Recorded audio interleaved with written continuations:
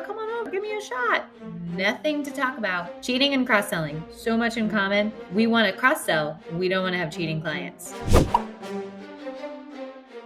So you might be asking yourself, what does cheating and cross-selling have in common? Here's the reality of the situation. If your client has policies in multiple agencies, I look at that like they are cheating on you. And I can tell you, this isn't an episode of Jerry Springer, but if I knew my client had their workers' comp somewhere else, if I knew my client had their personal line somewhere else, their life insurance somewhere else, I would make it my personal mission to get that policy over to me. One, because I would believe that my agency is the best to deal with. And two, I don't want anybody else's grimy, policy-loving hands on my client. There's too many reasons to not get fired up about this, but so many agencies don't get fired up. Having policies at multiple agencies you think is, oh, well, they'll let us know when they're ready. Most people don't even know that you have some of these other policies. So you want to start thinking in your agency that if they're not having all their policies with you, they're cheating on you. And just like we've seen in all the movies and reality TV shows, why is it that the cheater never gets in trouble? The cheater's always the one that they're just sitting back laughing. We need to go after that other agent and get our client back into our court loyal as ever. So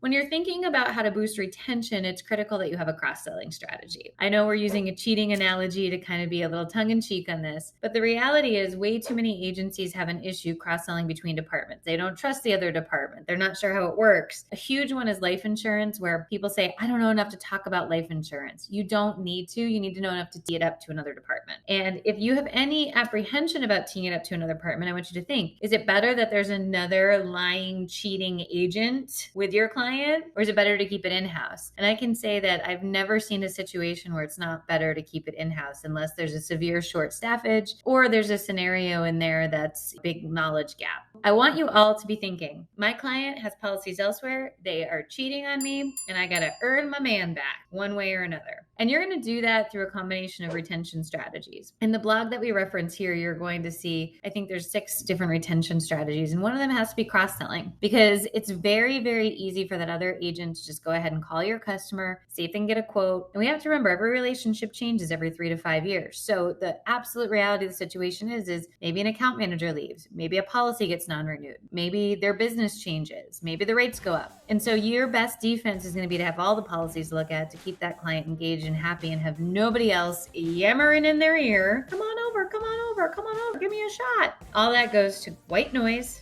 nothing to talk about, and instead you have a loyal relationship and you can provide the best protection and service for that client. So cheating and cross-selling, so much in common. We want to cross-sell. We don't want to have cheating clients. And that's our 3-minute video.